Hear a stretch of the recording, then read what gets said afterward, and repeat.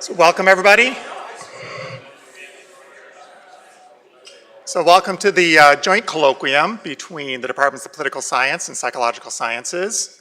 You know, I don't know why it is you guys only have one science and we have multiple sciences. Yeah, it's a good question. So this is the first time we've actually done a joint colloquium with political science, and so I'm really pleased to be able to see this kind of interdisciplinary effort occurring. I want to give you guys an idea a little bit in terms of the genesis of the idea. It actually started, although the provost probably is not aware of this, it started way back whenever he was interviewing here, and he happened to share that he saw his first identity still as being a faculty member. And whenever he was here, we ended up inviting him to a research convocation for our graduate students in the Department of Psych Sciences. And it was clear that he was having a really good time, as he voiced, and I thought it would be really nice if he had a chance to remember what it was like to just be a faculty member and go out and do a research talk. So we decided to pursue a visit. So I got in touch with Sam Bell. Sam's the head of political science, for those of you who don't know him. And then we worked with the Provost's office to try and make this happen. Just one other little comment, a little bit of a side comment. For those of you who did not get over to the Beach Museum exhibit, there were a number of us who actually were able to get over there between 2:30 and between 2 and 3:30 today. Excellent exhibit. So if you haven't had a chance to get over there, try and make sure you do a visit. So I'm going to turn it over here to my counterpart in political science, and he'll do the formal introduction of the provost. All right, well, thank you, Mike, and thank you to the provost for participating in this. Thank you to Psychological Sciences and Mike for sort of taking the lead in organizing. What I want, again, I'm Sam Bell, I'm the department head in political science, and sort of what I wanted to do is just take a few moments to sort of introduce the provost before he gives his talk. I imagine that over the last few months since Provost Tabor arrived here, you've seen him introduced many times with a conversation about his administrative accomplishments and record. What I wanted to say a little bit about is just sort of his research record in introducing him today. We're fortunate that in bringing in Provost Tabor that we also sort of brought in someone who's sort of a leading political scientist, especially in the area of political psychology. He earned his PhD in political science from the University of Illinois, Urbana-Champaign, and he worked with Dina Azinis, who sort of happens to be one of the pioneers of quantitative international relations research, which is an area that a lot of us here in the political science department study. He spent most of his career until coming here, at Stony Brook University, which also happens to be my hometown, and joined us here in this summer. Provost Tabor's early work examined questions of foreign policy and international relations. He's also made very important contributions to, in both the sort of development and application of computational modeling in political science. And in arriving at Stony Brook, sort of focused a lot more of his research attention on political psychology, and more specifically the psychological mechanisms that drive public opinion. He has received numerous NSF grants. He's published in the top political science journals, including the American Political Science Review, the American Journal of Political Science, Political Analysis, of course, Political Psychology, where he was also the editor or the co-editor of the journal from 2005 to 2010. He also, this sort of stood out to me, he also published a SAGE monograph on computational modeling. And this sort of, Mike and I were talking a little bit about this on the walk over from lunch today. And Mike had mentioned that I think that he has that SAGE monograph on his shelf. And one of the things that sort of stands out, why it stood out to me is that if you walk into most political scientists' office, you'll sort of, or a lot of political scientists' office, you'll look at their shelves and you'll see sort of a stack of these little green books. I'm sure this is true of a lot of the social sciences. And usually these books, these little monographs are written by folks who have made sort of important contributions to the development of that particular method and applied that method in important ways. That's usually the place where most political scientists and a lot of social scientists sort of start when they're trying to learn a new method. And I think it's sort of a testament to the work that our provost did in that area and applying that method. Finally, again, in his work in political psychology, he published a book with Milton Lodge called The Rationalizing Voter. I imagine that the talk today is going to sort of be related to that area of research, and that you can see the book up there. That book was published in Cambridge University Press. It won the Robert E. Lane Book Award and the Book of the Year Award from the Experimental Methods and Migration and Citizenship sections of the American Political Science Association. He's going to speak to us today about the illusion of choice in political behavior, and so please join me in welcoming Provost Tabor.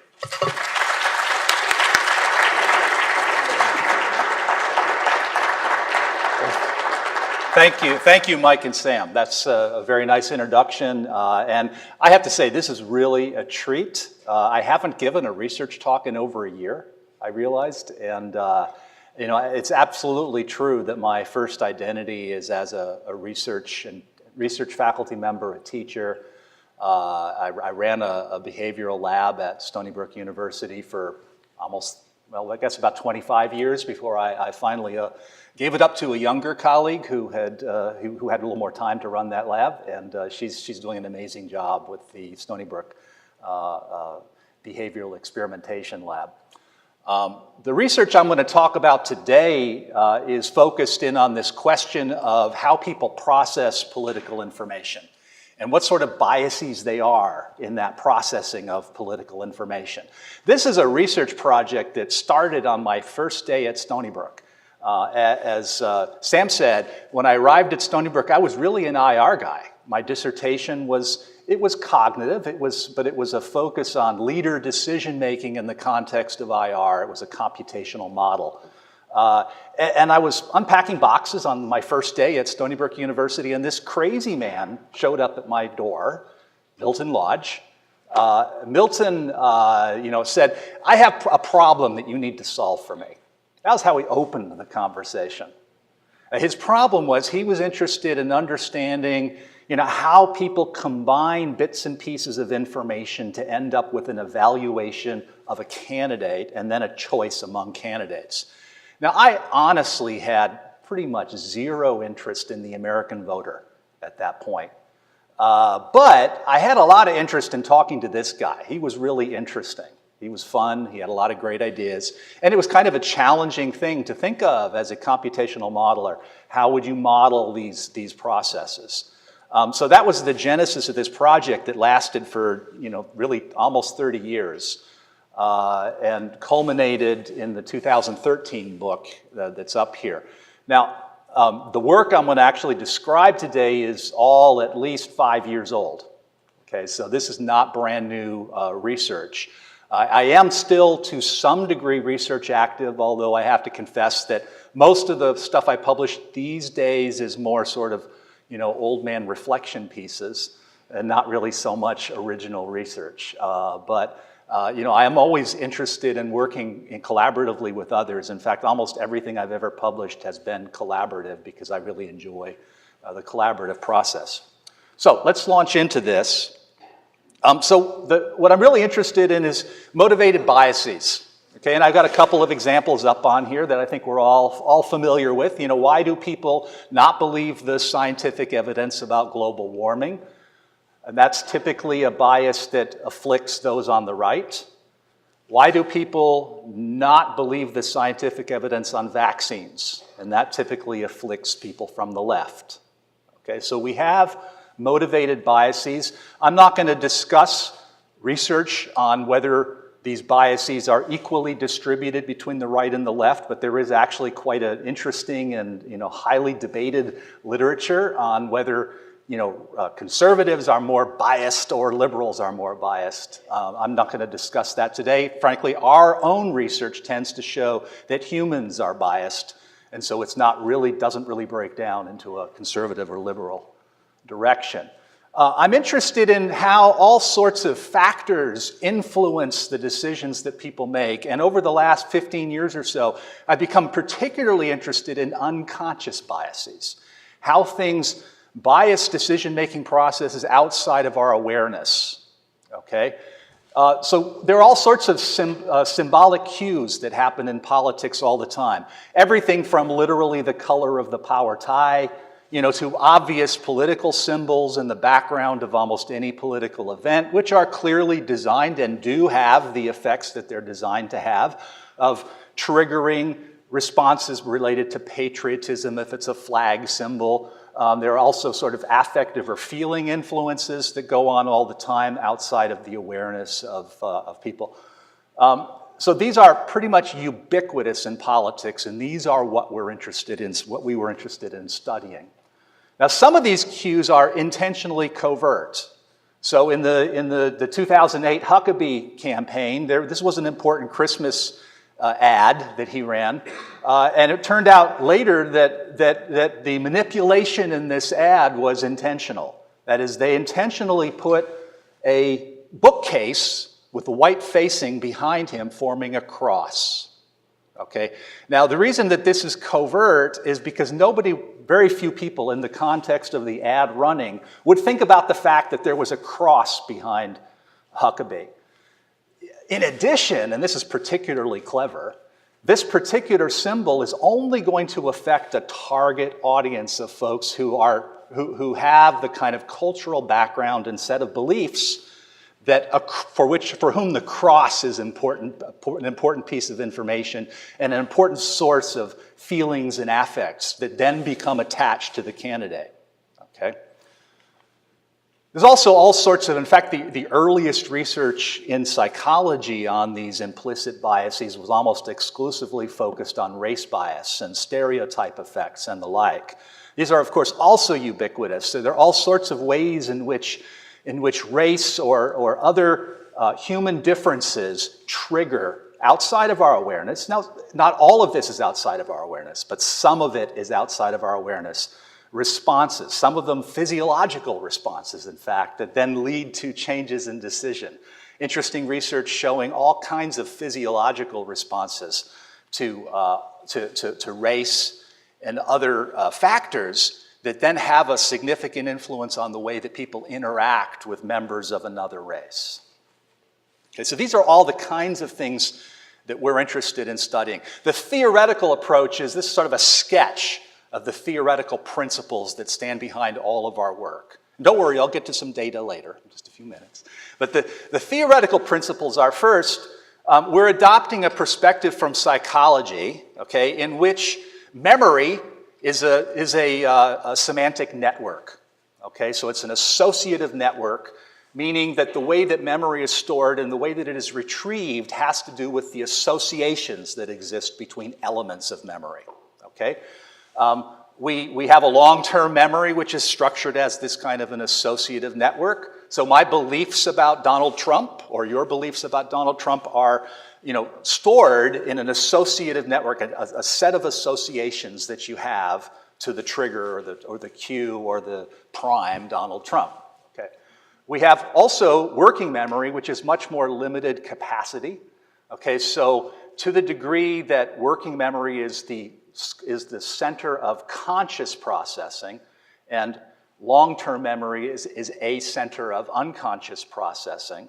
To the extent that that's true, this limitation on working memory is quite important because it means that our capacity to process information consciously is quite narrow, quite limited, quite restricted. Why is that important? This is, in fact, the gateway for all of those unconscious effects that I talked about before to have profound effects on the way we think, the way that we think about politics, or really other things, but I'm focused here on politics. Now, the way we retrieve things is through a process known as spreading activation. So if I were to say black, you would say white. Okay, why? Because there's a link in your long-term memory that's very strong and very practiced. It's a habitual link between the concept black and the concept white. Okay, so that's why this sort of free association test works the way that it does. And psychologists have developed, dozens of different experimental paradigms to explore our associative networks, our memories in this way. We also have adopted a dual process framework, which means that we explicitly talk about the difference between conscious and unconscious processing. Okay?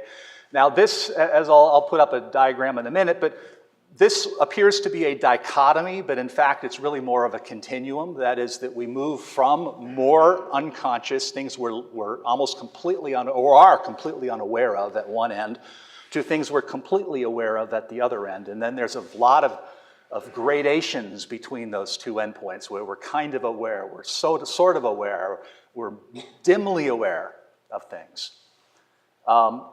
And finally, our model is very much affect-driven, so it's about feelings. We focus very heavily on the influence of feelings. So much of the power of the biases that I had on earlier slides has to do with the way that we feel when we see those images. Okay.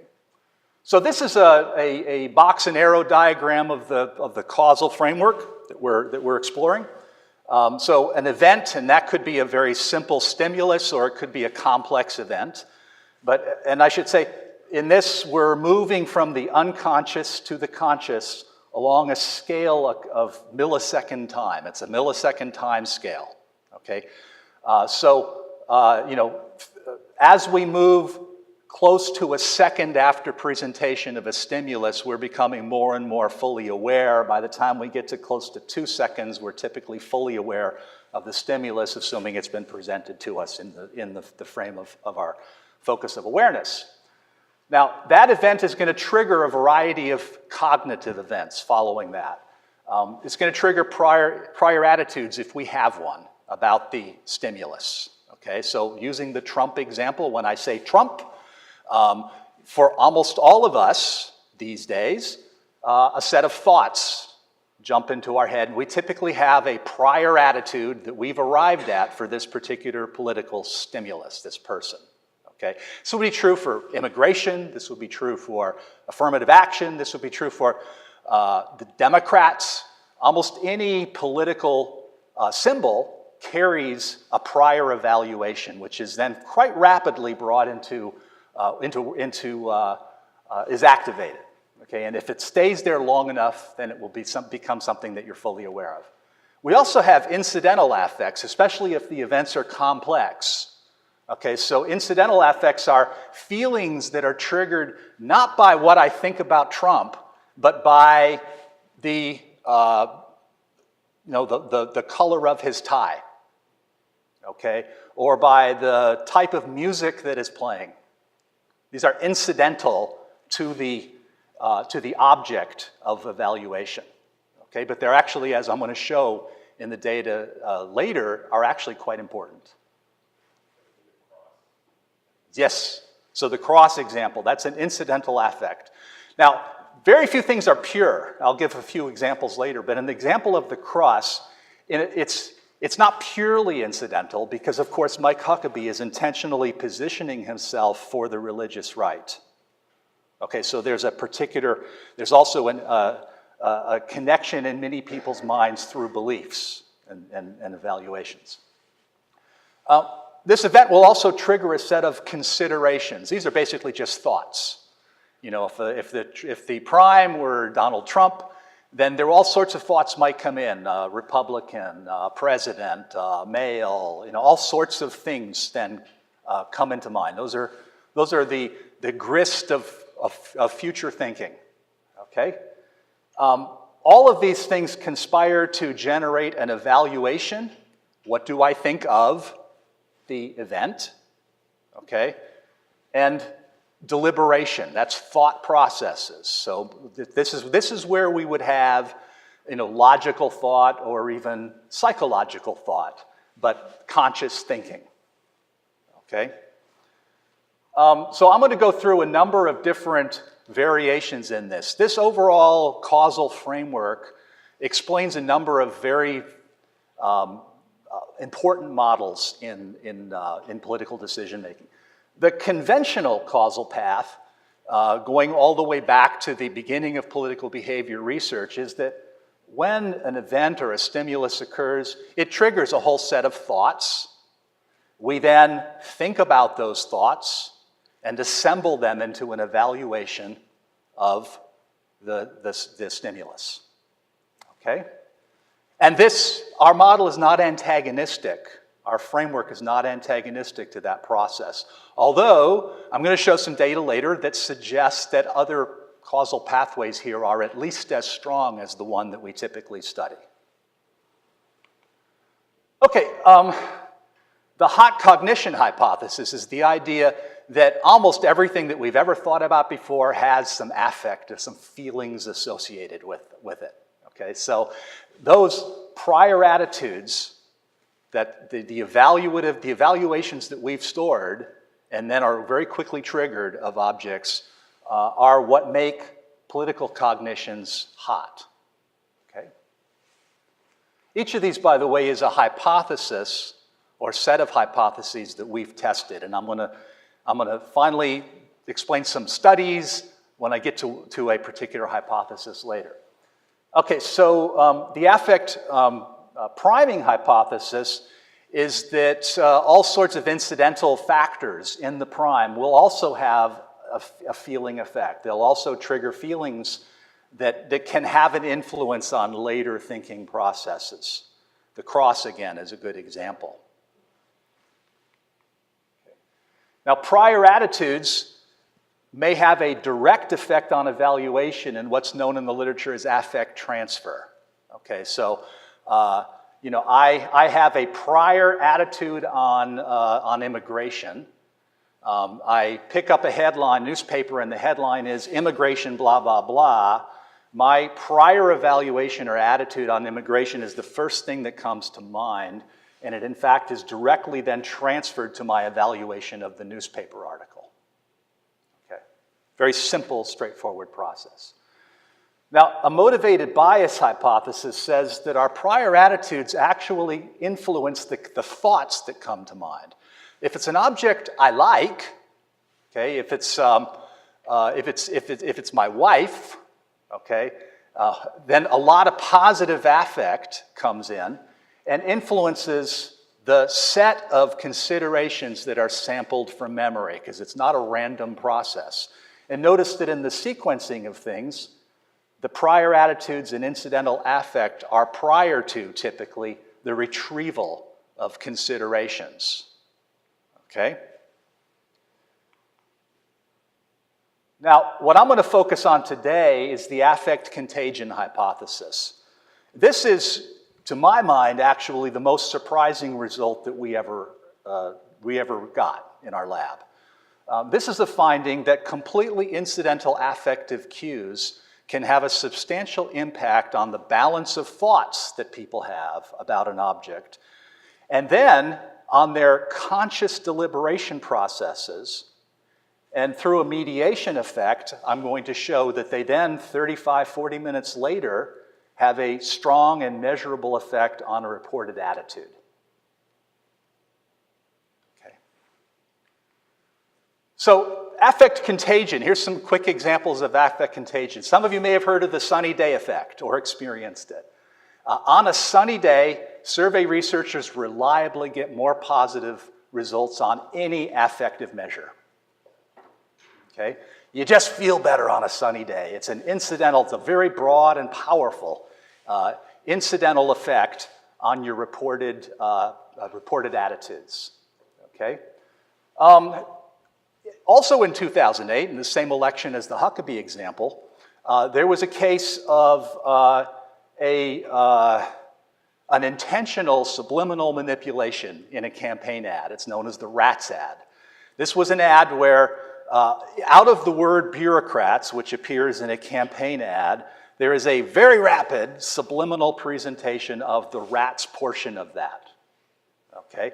Now, at the time, nobody knew how much effect these sort of subliminal things might have. A later set of studies did show that there were small but measurable effects of this RATS. But it was clearly an intentional effort to manipulate people's attitudes by the subliminal presentation of the word RATS. Okay? Motorcycles are seemingly frequently sold through sex. Okay, here's another example from advertisers. Now, this is an interesting example, partly because the target audiences, the likely buyers of motorcycles are men, and so the fact that this manipulation is more likely to be effective on men than on women is actually a positive part for advertisers. And then the smiley face, a surprising amount of research shows that smiley faces carry, and frowny faces conversely, carry affect. And that I know sometimes you're pretty annoyed by that smiley face, but overall, and especially if it's presented outside of awareness, a smiley face can have a strong positive influence on momentary mood. Okay? So, how are we going to test this idea that incidental affect affects considerations in politics? There is a clock in here. Good. Okay, so I'm going to go through an experimental procedure in which we present at 39 milliseconds, which is below the threshold for conscious awareness, smiley or frowny faces, and there's actually a neutral cartoon face. Okay? While people are asked to think about the issue of immigration. The task that people are given is to list thoughts about immigration. And they're given a prompt, I'll show you in a minute, and then they list thoughts, and every time they list a thought and hit enter, the damn smiley face flashes up there. They didn't see it, and we know from post-test, post-experiment tests that they never were aware that any faces were shown to them. But we're presenting with them, to them an almost pure affective, incidental sort of manipulation. I will say right now that Milton and I have this habit of betting a dinner on whether an experiment would work. Okay? I had the side, and I was pretty confident that there's no way this would have any effect. Okay? And in fact, we did this with a graduate student. Most of our work was with graduate students, Cengiz Ersin. We did this with him, and I sort of advised him, maybe you don't want to do this study. Maybe you want to, this is a little out there. Okay. As it happens, I'll show you, it actually had a very strong effect. It was replicated across 8 additional studies. Now, this is, by the way, this effect's only been replicated and has only been done in our lab, so it hasn't had a true replication. I would be eager to see a true replication. So I'm going to quickly breeze through this. This is the sample characteristics. They were undergraduate students at Stony Brook University. I'm going to show 2 studies. These are the basic characteristics. I can come back if you have any questions, but there's nothing particularly interesting about this. Okay, so here's the design. First, people get an attitude battery to find out what their attitudes are on immigration. Okay? And by the way, this study, both of these studies actually had another prompt that worked very similarly on energy policy, but the results were less strong, which we predicted in advance because immigration is a much more affectively charged issue than energy policy. So the results I'll show you, we did get for the energy policy manipulations as well, but more weakly. Okay, so they have an attitude test, or attitude battery at the start. They then receive a subliminal prime presented as a mask at 13 milliseconds. A mask is just a nonsensical image that carries no affective information and no semantic information. It's used essentially to erase visual memory before and after the presentation of the prime so that you know that the prime is actually only there for 39 milliseconds. Okay, so we got the 13, 39, 13 presentation of a prime. We then present an issue prompt immediately where the prime had appeared. There's a thought listing box right below that. We do that up to 10 times in the first experiment. Okay. And the subject is in control of how many times they see it. That is, as long as they're willing to continue to offer another thought, they get another administration of the prime and then go on to the next thought, something I'll return to in a minute. And then the same attitude battery as the beginning. Okay. So, again, another way to present this, smiley or frowny or neutral face. Prompt, this is the prompt that was used for immigration in the first study. Response. Okay. So what we're interested in testing is whether the valence of this face influences the valence of the thoughts. Okay? So the thoughts are coded by 2 judges unfamiliar with the Study, et cetera, good intercoder reliability. Here's some examples of positive and negative thoughts. Okay. Participants generally volunteered about 3 to 4 thoughts per issue, so that means in this first study, they got 3 to 4 administrations of the manipulation, the smiley or frowny face. Okay. So, this general procedure, again, we're presenting the prime. We have a variable prime exposure, 1 to 10 presentations per issue. We have general attitude pre and post measures. So here's the results. Here's the data, and just very simply presented. So, respondents who had positive thoughts, okay, I'm sorry, supporters of immigration had more positive thoughts than negative thoughts, marginally so, okay? Opponents of immigration had more negative thoughts than positive thoughts. Now that's the conventional result. That is what we would expect. If you like affirmative action, you're going to have positive thoughts when asked to list them. If you don't like immigration. If you don't like immigration, you're going to have negative thoughts predominantly. Now, respondents who got a smiley face, which is the darkest bar, had significantly more positive thoughts than negative thoughts. Okay? Those who got frowning faces had significantly more negative thoughts than positive thoughts. Okay, so we get 2 main effects here. Now, so we have a marginally significant main effect for the prior attitude. And again, that's the conventional expectation. What is surprising here is that we get a much more significant, much more strongly significant effect for the smiley or frowny face. It had more of an influence on their thoughts than whether they were in favor or opposed to immigration. Okay? The same was true for whether we're talking about negative or positive thoughts. And the effect size was medium to large for the prime, but quite small for their prior attitude. Okay, so this was quite a surprising result to us. You know, we've done dozens and dozens of studies showing the obvious that if you like something, you report more positive thoughts about it. Okay, but we hadn't yet shown anything until this study that showed that an incidental affective prime can actually have a more significant and stronger effect on the report. Now, again, this is immediate. This is their report right after they had the manipulation. Okay, so we have yet to understand whether this is just a fleeting influence. Is this just the sunny day effect? On this immediate effect, or is it something that's more enduring and politically consequential? This could be completely inconsequential in terms of politics. Okay, still very surprising to us.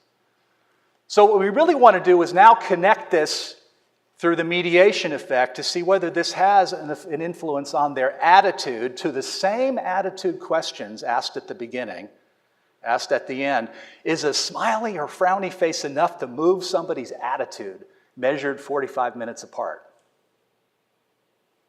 I thought probably not. Okay, but I had to pay for dinner. Okay, so study 2, okay, is a little different from study 1 in procedure. I'll very quickly go through it. One of the defects, I thought, of study 1 was that it wasn't really a true experiment in the sense that the respondents actually controlled how much of the manipulation they got. Okay, they were the ones that decided how many thoughts they listed, and therefore they're the ones that decided how many smiley faces they saw. Okay, and it could vary from 1 to 10. So this next study corrected that so that all participants got the same number, in this case 42 prime presentations over the course of the full experiment.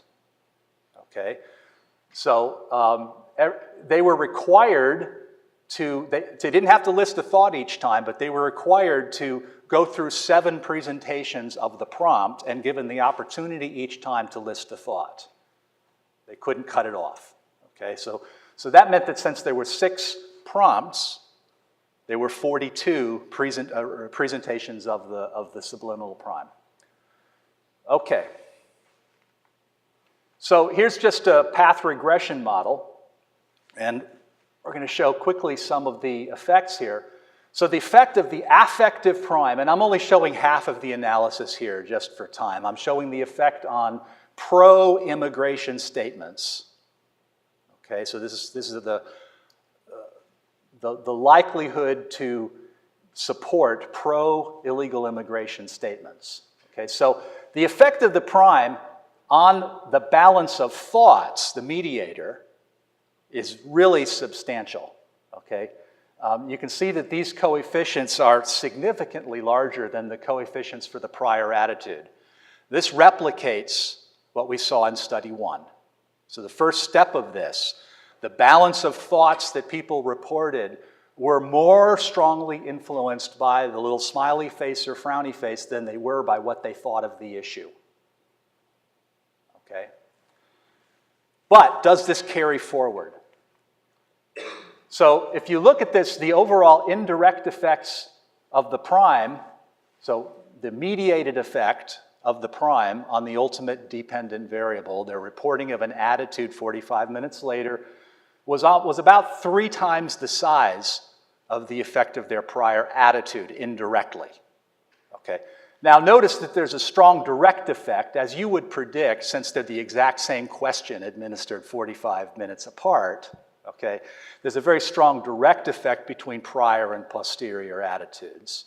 So when you take the sum of the total effects, the prior attitude effect is larger. Okay, but what's astonishing is that through the pathways of the mediators of the thoughts that were generated, the effect of the prime was actually 3 times as large. And even in terms of the overall of total effects, you know, that's 0.77 I take to be a very substantial effect for a subliminally presented prime when weighed against an overt attitude. Okay, so what we've seen in these studies is that we've seen 2 studies, and there are a variety of others that show similar results.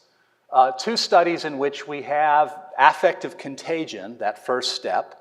So people's attitudes are very much affected by incidental effects. And you know, the analogs in the real world are rarely as pure as a subliminally presented smiley face, but that doesn't mean that the incidental or unnoticed effects of all sorts of things don't follow the same pathways, same causal pathways. Okay? So out in the real world, we suspect that lots and lots of political presentations carry both unnoticed and noticed effects. Okay, and the sum total of those can be quite powerful. When we pit them against each other, as in this study, we see that we really can't ignore the unnoticed effects. So the question we end with is which way the causal arrow? So our book is called The Rationalizing Voter. The idea of the book, and of course this is just one chapter in that book, but the idea is that in many cases, the causal process occurs before we're even aware of its effect. Okay? And that then when we ask people to explain why they behaved the way they did, why they chose the response the way that they did, what they've come up with is in fact a post hoc rationalization of an effect that was actually caused outside of awareness. Okay, now we are not saying that is all that is going on in political behavior by any means. But I think our emphasis is that these are typically unstudied effects and that these effects actually are much larger than people would expect. Now, incidental affects in the real world, if they're truly incidental and random, are not going to amount up to much of anything. They're going to cancel each other out. But I think what we're really seeing here is that people could develop campaigns, political campaigns, in which there were implicit and explicit messages that were designed intentionally to go hand in hand and would in fact have a very powerful ultimate effect. So these are the folks that worked in the lab.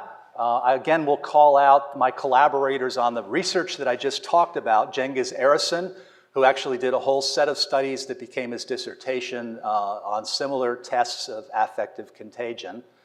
And then, of course, Milton Lodge and I, who directed the lab. So, questions? Yeah. Further political science. So this is kind of random, but anyway, I was thinking about that first experiment, the one where you said that, you corrected for the fact that the respondents actually got to choose how much they could Yes. follow, right? So that kind of made me wonder if that was something that you kind of caught it into a little bit more, because what it made me think about was this idea that people want to talk more about the negative, right? Yes. Always. And Yes. so is that something where, did you at all look into whether priming them negatively or coming in with the negative attitudes towards immigration or whatever, did that lead them to volunteer more responses? Yes. Or not really And you're absolutely right, yes. And we have studied, not in these studies, but other studies we've done a lot of work on the negativity effect. And in general, negatively valenced primes have significantly more powerful effects. And in particular, what you just said is absolutely right, that it generates more thoughts, okay? And so it's not necessarily that the impact of any given thought is greater because of being negative, although that may well be true, and we have some studies designed to tease it out. But the bigger influence is that there's just a lot more of them, okay? So a negative prime, or even if it's an explicit process, not the subliminal sort of thing we're doing here, but you present people with explicitly with negative stimuli, that has a much more powerful effect on the volume of their response. Okay.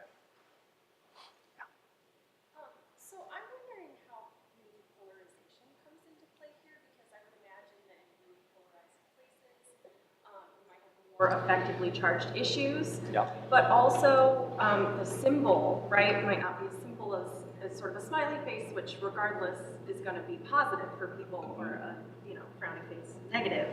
Yeah. Certain symbols are going to be viewed positively and negatively depending on the person's maybe priors. So I'm wondering sort of how polarization might enter into the Yes, so I should actually repeat the question in case there actually is anybody watching this. So the question is about how polarization enters into this effect. And actually, our best known work is on that exact topic. So we looked at issue processing, so immigration or gun control, in a series of studies. And those are issues where some people are for, some people are against. It's a highly polarized situation. We presented a variety of stimuli, measured people's responses. They are very biased by their prior beliefs, and then they become even more biased through the process of processing all these thoughts that they themselves have generated. It's like they're persuading themselves to be more extreme over time. Whether you present them with even unbalanced streams of information that are counter-attitudinal, okay, so you could present them with 12 pieces of information, 8 of which are against their prior attitude, and 4 of which support their prior attitude, they'll come out of that much more strongly in favor of their prior. So these results show that with almost any manipulation we did, people go further and further apart. And that led some of my colleagues at Stony Brook to say, well, that's not the way the real world works. And then 2016 happened. And it's like, yeah, that is the way the real world works. But there are limits. There are limits on the degree to which that. David Redlosk, another political scientist, has done some very nice work called the tipping point, designed to get at the point at which you can persuade people. Because there's a whole body of research out there about persuasion, so it's not like you can't persuade anybody. But there has to be, it takes a lot to change a strong prior.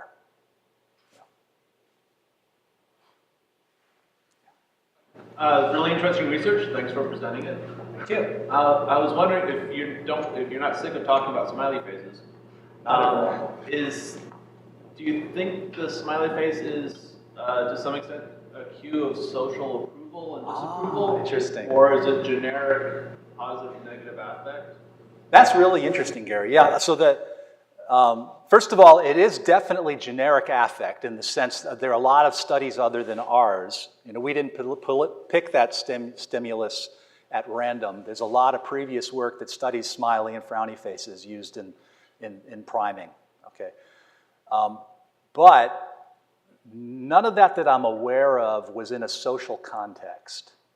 And I think the point you're raising is interesting. I wonder if it's possible that there's a confound here in terms of the pure affect that I'm arguing, that there may in fact be a non-incidental, a targeted connection between that cue as a social cue, okay, and a political stimulus like thinking about immigration. My guess is that there's very little of that here, but I'd have to back off from the claim that this is pure affect, okay? But I'm not actually that attached to the claim that this is pure affect. This, I think, was really important to show that relatively pure stimuli can have this effect. But out in the real world of politics, there are, I think, very few stimuli that are as pure as a smiley face. Most of them carry both semantic and affective connotations. Most of them are not pure in the sense of being the same for all people because the world is polarized, as we were just saying. So you know, in the real world, things are much muddier than they are here. And I actually think that the interesting research on politics here is now turning to sort of how do these things stack up together to create influence, okay? If I'm a political candidate talking about immigration and I choose to do it in front of the Statue of Liberty, okay, that's a symbol that carries a lot of affect for people. It's also not incidental, it's connected to the message that I'm giving. It's gonna work better for one side than the other. Okay, so I think in the real world, the influences are messy like that, but also much more powerful because they're harnessing the impact of implicit effects with the impact of explicit effects that are designed to go together. And I think that really interesting work on political communication that's looking at campaign ads and things like that is really looking at how those things stack together to influence people. Sort of like two questions, or one a question, one just sort of like a comment, like the sort of riffing on Ali's point about the polarization aspect. Like Brian Schaffner had this piece that came out recently in Political Opinion Quarterly, I think, that talked about the inauguration crowds, right? And how like there's a group of people who knew that President Trump's inauguration crowds actually were smaller than Obama's, and yet they actually said that the question is which one has more. They actually said that the one that actually was sparser was the one that had more. Right, and so we actually find partisanship influencing even this aspect, right, which makes it just that much harder for us to actually measure cleanly, right? Because we're giving people really hard, yeah. But I was thinking about like accumulation on the first study, not the second one, but the first study. I was thinking about like, did you find that if you have 10 smiley faces, does that differ than if you get 2 smiley faces? Right? Is there sufficient number? We didn't have power to do that.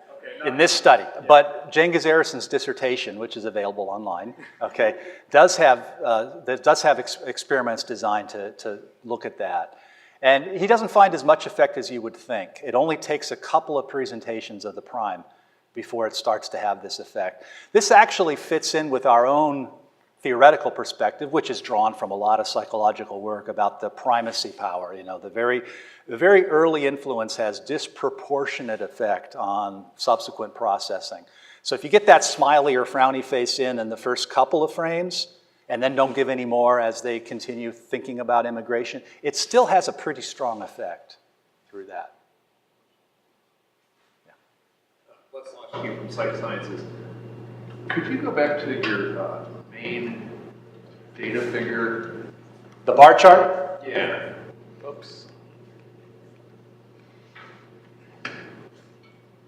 Yes. It seems that the supporters are a lot mushier than the opponents.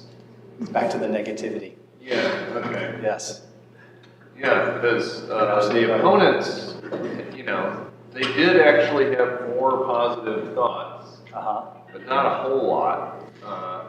Yep. And if you add negative to negative, you get the strongest effect of all here. Negative to negative. Yeah. Yeah. So I'm just wondering if, kind of going back to the idea of people being polarized, does it matter how strongly you hold your prior attitudes?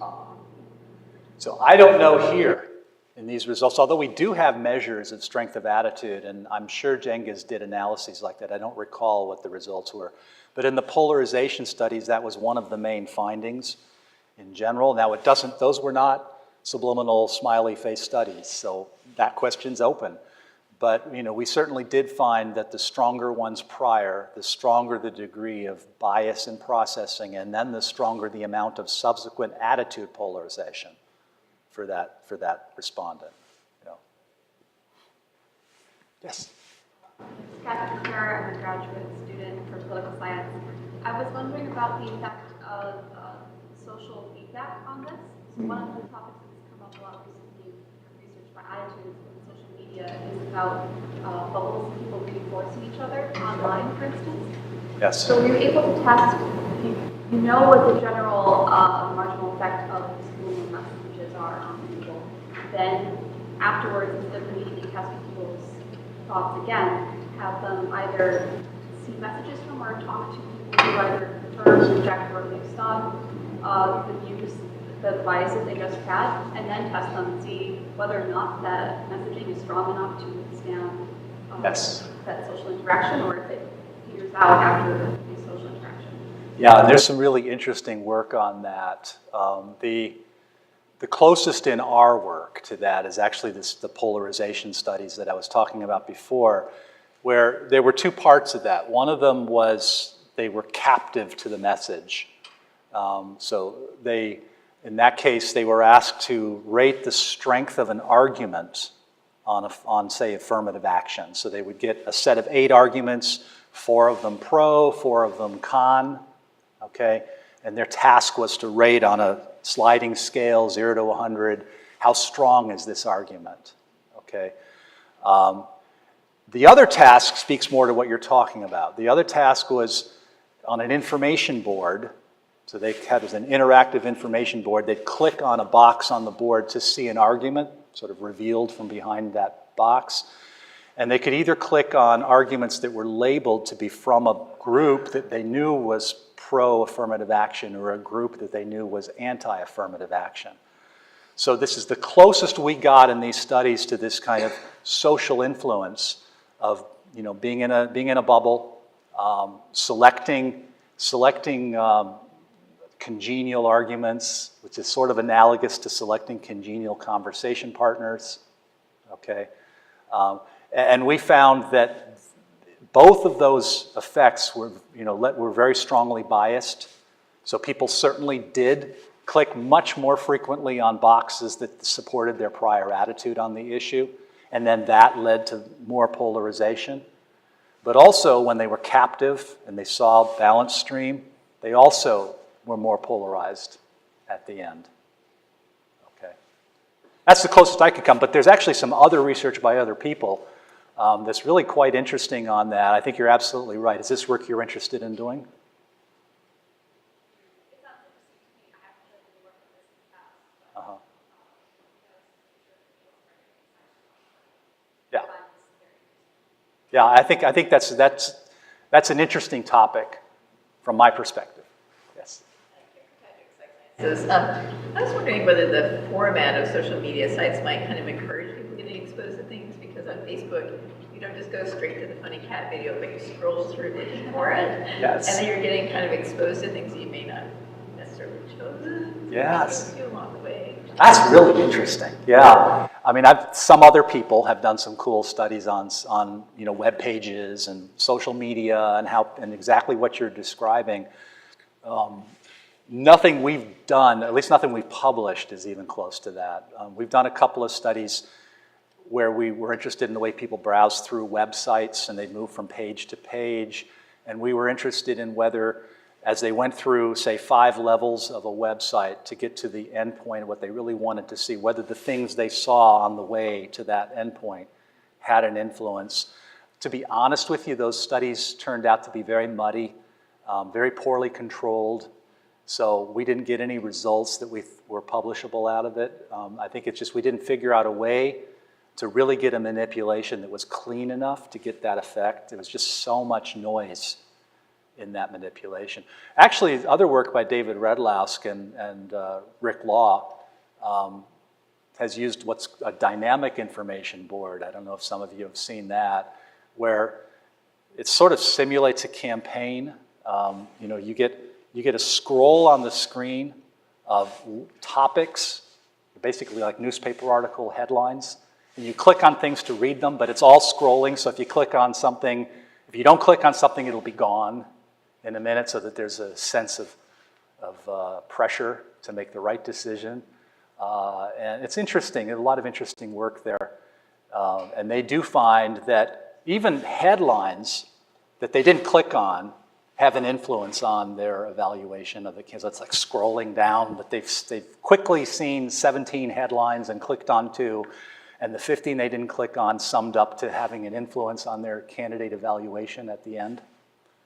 Cool stuff. Yeah. So in the past few years, we've seen the use of purposely ambiguous phrases being used, like alternative facts and steel slats and the like.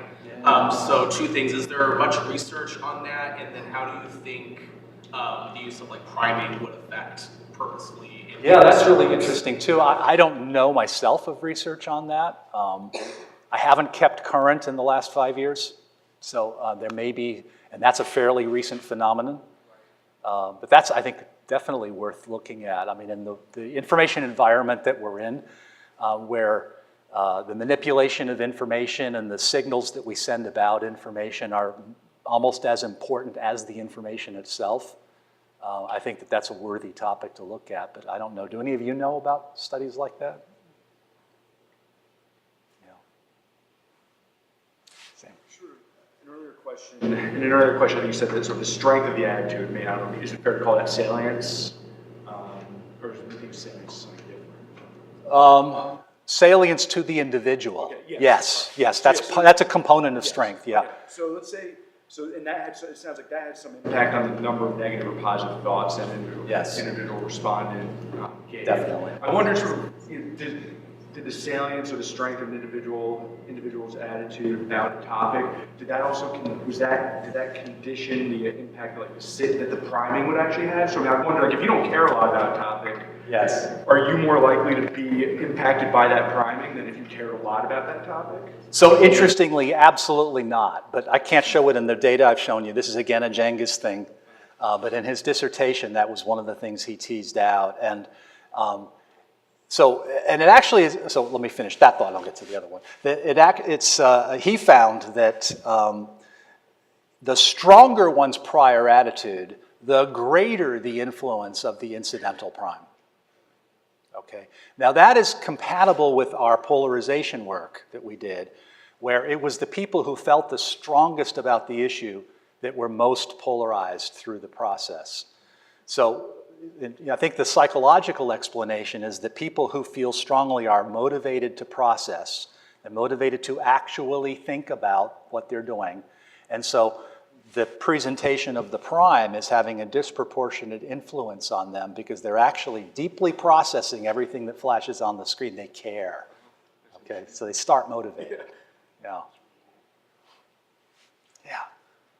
So I'm trying to respect your time here, but I want to see if you can give us a positive take-home message on how we can improve our political. Why do people see this as negative? I like that.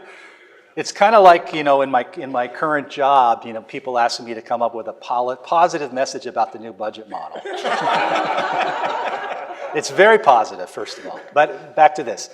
I think that the positive message here is that you know, there is an opportunity, if we understand what the processes are, to build institutions or systems that, you know, that harness what's going on here rather than allow it to run free. Okay, so for example, if we know that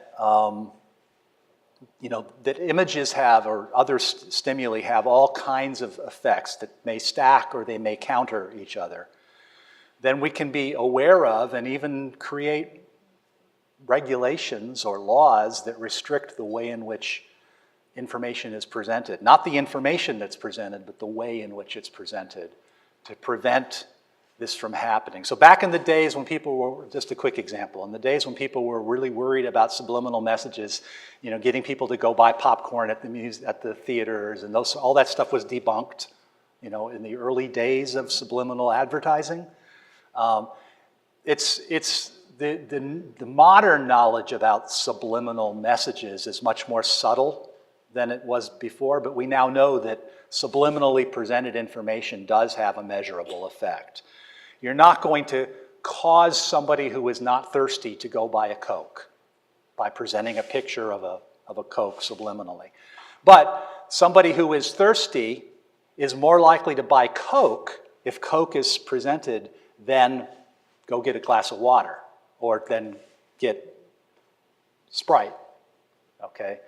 So that kind of an influence, we do know now through hundreds of studies, has its effect. So there is sort of and back in the early days when people were worried about those bogus subliminal message studies in the 1950s and so on, there was a clamor for control of subliminal messaging in advertising, okay?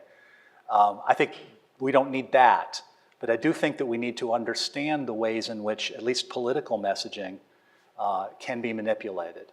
And that we may, for example, the rats ad. Now that didn't have a particularly strong, it wasn't a very well crafted subliminal message, okay? But you could imagine, I mean, what about smiley and frowny faces?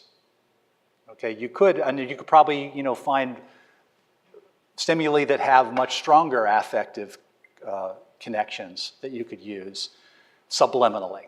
So do we need to have some kind of control over that? Or at least do we need to understand how these effects might work and then identify when people have run such ads and call them out on it? That would be the other way to handle it. Yeah, but expecting politicians to somehow police themselves whenever they benefit from this. Yeah. Yeah, well, I didn't say it was realistic. It was just more positive. Yeah. And I would say, too, if you've got stuff like bots or people that are trying to influence the U.S. Election through yes, that's a good disinformation put on social media, there's even less policing there. Yeah. Yeah. Yeah, and it's almost none. Yeah, so it's... Well, thanks. Thank you very much. Questions if you want to come up or do you need to rush out?